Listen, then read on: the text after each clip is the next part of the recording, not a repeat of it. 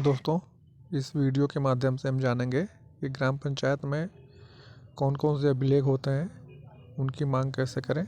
यह वीडियो देखने के बाद आपको कहीं पर भी भटकने की ज़रूरत नहीं है, कोई और चैनल देखने की एकदम आवश्यकता नहीं। आप अगर पहली बार भी आवेदन दायर कर रहे हैं तो आप खुद बिना किसी अन्य हेल्प के आप इसे दाखिल कर सकते हैं। ये आरटीआई फार्म है और आरटीआई में फॉर्म का कोई कॉन्सेप्ट नहीं है, पर यह एक अपनी सुविधा के लिए बनाया गया फॉर्मेट है। तो देखते हैं, सेवा में जन सूचना, ग्राम पंचायत अथवा ग्राम विकास अधिकारी, ग्राम पंचायत। यहाँ मैंने अपने ग्राम पंचायत का नाम लिखा है, आप लोग अपने ग्राम पंचायत का नाम लिखेंगे।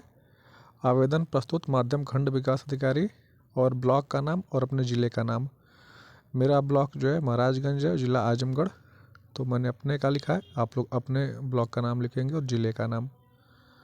आवेदन खंड विकास अधिकारी के नाम से ही क्यों दाखिल करें, क्योंकि ब्लॉक में आप कहीं से भी सूचना मांगेंगे, डीएम कार्यालय से, सीडीओ कार्यालय से, डीपीआरओ, डीडीओ, वो ब्लॉक पर ही आएगी। तो इसलिए आप सीधे ब्लॉक से ही मांग करें। आवेदक का पूरा नाम, आप अपना नाम लिख लीजिएगा और एड्रेस डाल दीजिए। पिता का नाम भी लिखेंगे, ये कोई बहुत ऐच्छिक नहीं है। मोबाइल नंबर आप दे भी सकते हैं या नहीं भी। अब देखते हैं कौन कौन से अभिलेखों की मांग करें। तो एक मैंने छोटा सा एक संदर्भ डाल दिया है। महोदय, आवेदनकर्ता को ग्राम पंचायत कप्तानगंज, ये मेरी ग्राम पंचायत है। आप लोग, मैंने बताया कि आप अपने ग्राम पंचायत का नाम लिखेंगे। ग्राम पंचायत कप्तानगंज, ब्लॉक का नाम, जिले का नाम, कौमा के ग्राम पंचायत संबंधित निम्नलिखित अभिलेखों की छायाप्रति उपलब्ध कराई जाए। ये मैं पिछले ग्राम पंचायत के कार्यकाल का रिकॉर्ड मांग रहा हूँ। ये 5 साल का रिकॉर्ड है। पिछली ग्राम पंचायत बनी थी दिसंबर 2015 में, तो 1 जनवरी 2016 से सारे दायित्व ग्राम प्रधानों को दिए गए। तो मैं 1 जनवरी 2016 से, जब उनका कार्यकाल ख़त्म हुआ, करीब जून में ख़त्म हुआ कार्यकाल, तो मैं जून तक का रिकॉर्ड मांग रहा हूँ 2021 के मध्य। ग्राम पंचायत कप्तानगंज के कैशबुक रजिस्टर के सभी पेजों की छाया प्रति उपलब्ध कराई जाए। कैशबुक रजिस्टर ऐसा रजिस्टर होता है जिसमें सरकार से जो पैसा आता है और इनके द्वारा प्रधान और सेक्रेटरी के द्वारा जो खर्च किया जाता है, उसकी एंट्री होती है।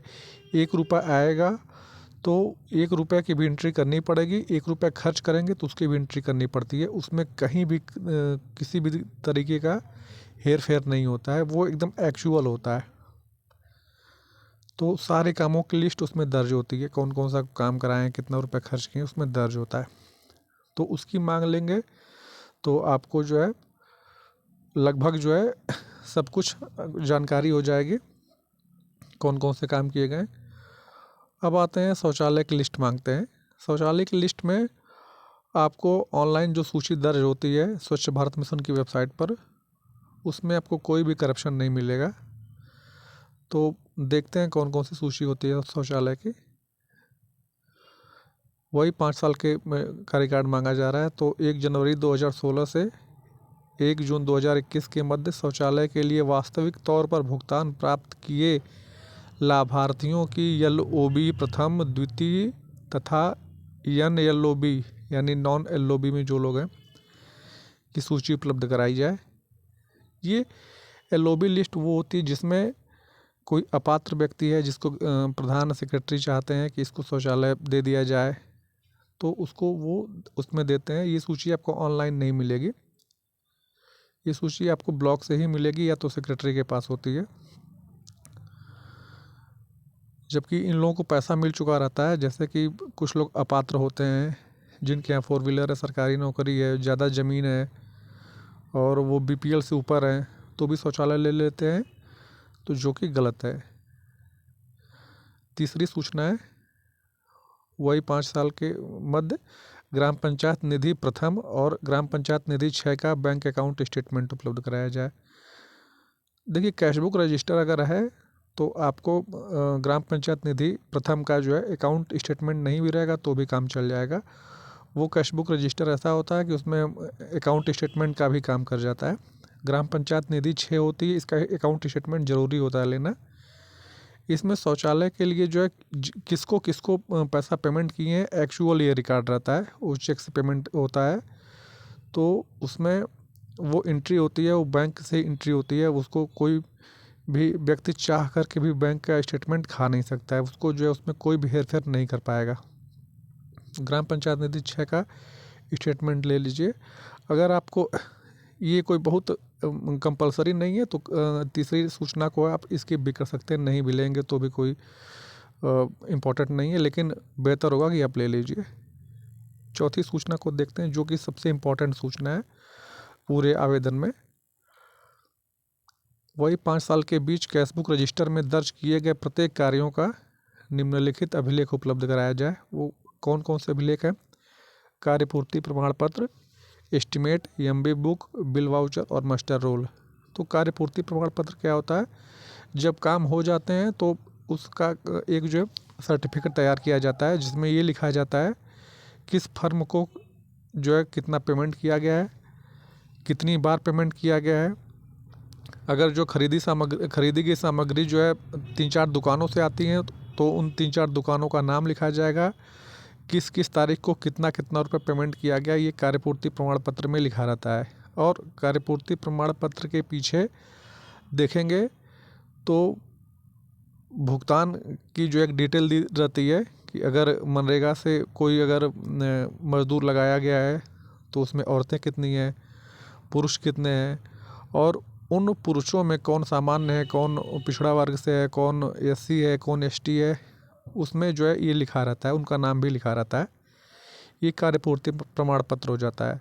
एस्टीमेट, हर काम का जो है कम से कम 3 फर्मों से कोटेशन लगानी होती है।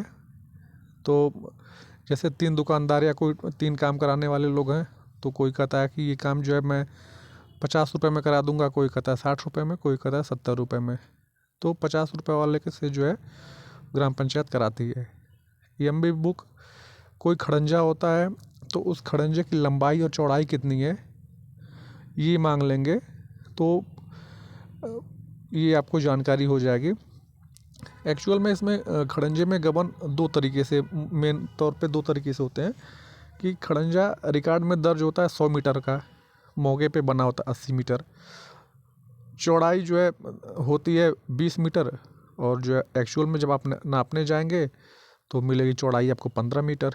तो ये एक तरीके से गबन होता है। और खड़ंजे में नंबर जो है 3 की ईंटें लगाई जाती हैं, वो तो सेकेंडरी हो जाएगा, लेकिन ये आपका मेन यही होता है कि जो लंबाई से कम खड़ंजा मौके पे मौजूद रहता है। बिल वाउचर, बिल वाउचर में आपको जो है ईंट खरीदे होंगे सेक्रेटरी प्रधान, तो ईंटों की बिल आपको दी जाएगी, और जो भी सामग्री खरीदे होंगे सारे सामग्री की बिल आपको दी जाएगी। यह में मास्टर रोल, मास्टर रोल क्या होता है? कौन कौन मजदूर कितने दिन तक काम किया, एज एक अटेंडेंस रजिस्टर की तरीके से होता है, और उसको कितना भुगतान मिला, ये मास्टर रोल होता है। आप इतने रिकॉर्ड अगर मांग लेते हैं तो 1 रुपये का भी जो है करप्शन हुआ रहेगा तो आप तत्काल पकड़ सकते हैं। क्वेश्चन नंबर 4 बहुत ही इम्पोर्टेंट और पूरे आवेदन में जो है का जो है यही एक रीढ़ की हड्डी मान सकते हैं इसको। 5वां जो है नंबर है 14वें केंद्रीय वित्त आयोग और राज्य वित्त आयोग की राशि से हुए कार्यों का वह सभी अभिलेख उपलब्ध कराया जाए जो उपरोक्त प्रश्न संख्या 4 में बिंदु अ से य तक मांगा गया है। वही कार्यपूर्ति, एस्टीमेट, एमबी और बिल वाउचर, मास्टर रोल, ये जो है आप 14वें वित्त आयोग का मांग सकते हैं। और 6वीं सूचना देखते हैं, मनरेगा का रिकॉर्ड मांग लीजिए, वही रिकॉर्ड जो प्रश्न संख्या 4 में यह अ से य तक मांगा गया है। और ये सातवां जो है बहुत ही एक महत्वपूर्ण है। चौथा नंबर तो है ही, उससे ज़रा भी कम ये नहीं है। दरअसल जो है सेक्रेटरी प्रधान करते क्या है, अगर आप आरटीआई लगाते हैं तो सेक्रेटरी करेगा क्या, जो काम हुआ रहता है उसकी जो है आपको रिकॉर्ड दे देता है और बाकी के रिकॉर्डों को छुपा लेता है। जैसे कि कैश बुक रजिस्टर आपने मांगा तो शुरू के 10 पन्ने में जो भी काम हुए हैं वो मौके पे मौजूद हैं। 11वें पन्ने में कोई ऐसा काम है या 3-4 काम है या एक भी काम है जो कि मौके पे मौजूद नहीं है, तो सेक्रेटरी 11वां पन्ना आपको नहीं देगा और बाकी का पन्ना आपको दे देता है। इसी तरीके से जो काम मौके पे नहीं रहते हैं उसको छुपा लेता है वो। तो आप एक आवेदन दें कि आरटीआई अधिनियम की धारा जो है अधिनियम 2005 की धारा 2J के तहत इस आवेदन पत्र में प्रश्न 1 से 6 तक मांगे गए मूल अभिलेखों का मैं निरीक्षण करना चाहता हूं, जिसके लिए मुझे एक तारीख और समय निश्चित किया जाए। तो अगर आप अभिलेख देख लेते हैं ना, जैसे कैश बुक रजिस्टर हो गया, तो वो अभिलेखों को फाड़ करके कहीं रखेगा नहीं। वो अभिलेख फट गए, वो तत्काल सस्पेंड या और निलंबित हो नहीं गया, इसलिए अभिलेख कभी भी नष्ट नहीं किए जाते हैं सरकारी विभागों के। कई विभागों में तो हो जाता है कि अभिलेख अगर गायब हो गया तो आपको बर्खास्तगी तय कर दी जाती है। तो आप अगर देख लेते हैं ये अभिलेख तो आपको सारी बातें जो है पता चल जाती हैं और हम जो है सारी बातों को जो है जान सकते हैं। और इस आवेदन में आपको अलग से कोई भी रिकॉर्ड मांगने की ज़रूरत नहीं है कि हमारे यहाँ खड़ंजा लगा है तो खड़ंजे की डिटेल चाहिए, और कुएँ मरम्मत कराए हैं तो कुएँ की डिटेल चाहिए, नल मरम्मत कराए हैं, नाली कराए हैं, लगवाए हैं कुछ नया और डस्टबिन लगवा दिए हैं, तो वो सब मांगने की एकदम ज़रूरत नहीं है।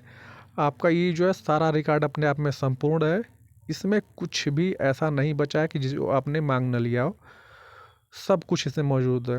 और फीस कैसे देते हैं आइए देखते हैं। जमा की गई फीस का ब्यौरा, आप जो है पोस्टल ऑर्डर लगाने का नियम है, लेकिन कोई पोस्टल ऑर्डर नहीं मिल रहा है तो 10 रुपये की नोट जो है स्टेपल कर दें। और मैं हमेशा नोट ही लगाता हूँ और आवेदन को स्वीकार किया जाता है अपने यूपी में। 10 रुपये नगद भारतीय मुद्रा और 10 रुपये की जो नोट का नंबर होता है वो मैंने यहाँ पे लिख दिया है। और 7वें नंबर में अगर आप बीपीएल हैं, बीपीएल कार्ड धारक हैं, तो आपको 10 रुपये नहीं दिया जाए जो है देने से ये भी छूट प्राप्त है। और बीपीएल का जो सर्टिफिकेट होता है वो आपको यहाँ पे लगा देना पड़ेगा। 8वें नंबर में जो आपके लिफाफे में क्या क्या है, मूल आरटीआई आवेदन पत्र जो फार्म है ये 2 पन्ने का है, और 10 रुपये नकद भारतीय मुद्रा क्रमांक वही 10 रुपये की नोट का नंबर, और स्थान और तारीख और अपना हस्ताक्षर कर लेने के बाद इस आवेदन का फ़ोटोकॉपी कराएं। फ़ोटोकॉपी कराने के बाद जो है आइए देखते हैं अगले पन्ने पे। ये जो है मैंने 10 रुपये की फीस जो है आपने देखा कोने पे जो है एक मैंने स्टेपल किया हुआ है, और स्टेपल करने के बाद जो है ये आपका आवेदन जो है एक फ़ोटोकॉपी आपके पास रहनी चाहिए। ये कंप्लीट आवेदन हो गया है, अब आपको इसमें कुछ भी नहीं करना है। अब लिफाफे को जो है इस तरीके से लिख लें, आरटीआई आवेदन ऊपर जो है, ताकि अगर ब्लॉक पे जाता है तो पता चल जाए कि इसमें आरटीआई आवेदन है, कोई शिकायती पत्र नहीं।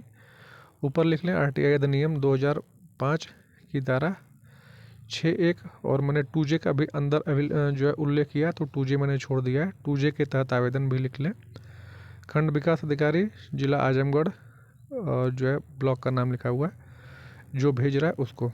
ये जब जो है आपका आवेदन जब भेज लें तो जो डाक रसीद मिलती है, तो डाक रसीद भी जो है आप कोने पर स्टेपल करके फ़ोटोकॉपी वाले पन्ने पर अपने पास रखे रहें, ताकि जो है अगर जवाब नहीं आएगा तो आपको अपील करने में जो है आसानी रहे।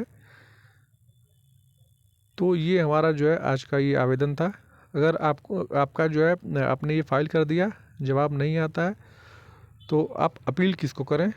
आप अगर विकास भवन में उच्च अधिकारियों को करना चाहते हैं तो सीडीओ, डीडीओ, डीपीआरओ तीनों में से किसी एक को कर सकते हैं, या तो ब्लॉक पे करना चाहते हैं तो बीडीओ को या एडीओ पंचायत को भेज सकते हैं। अलग अलग ज़िलों में अलग अलग नियम है। हमारे यहाँ जैसे आजमगढ़ में सीडीओ अपीलेट अथॉरिटी है, तो अगर आप उनको अपील करते हैं तो वो जो है एक तारीख सुनिश्चित करेंगे, सेक्रेटरी को मूल अभिलेखों के साथ बुलवाते हैं और आपको बुलाएंगे। अपने सामने फ़ोटोकॉपी करा के दे देते हैं। अगर आपका जो है ये मैंने ऊपर लिखा है जन सूचना ऑब्लिक ग्राम पंचायत ऑब्लिक ग्राम विकास, तो ये ग्राम पंचायत अधिकारी और ग्राम विकास अधिकारी को सेक्रेटरी कहा जाता है, लेकिन ग्राम पंचायत अधिकारी के जो हेड होते हैं वो डीपीआरओ होते हैं, और ग्राम विकास अधिकारी के जो हेड होते हैं वो डीडीओ होते हैं। तो डीडीओ और डीपीआरओ का भी हेड सीडीओ होता है। तो आप अगर आपका सेक्रेटरी ग्राम पंचायत है तो बेहतर होगा कि आप पता कर लें वो ग्राम पंचायत अधिकारी है या ग्राम विकास है।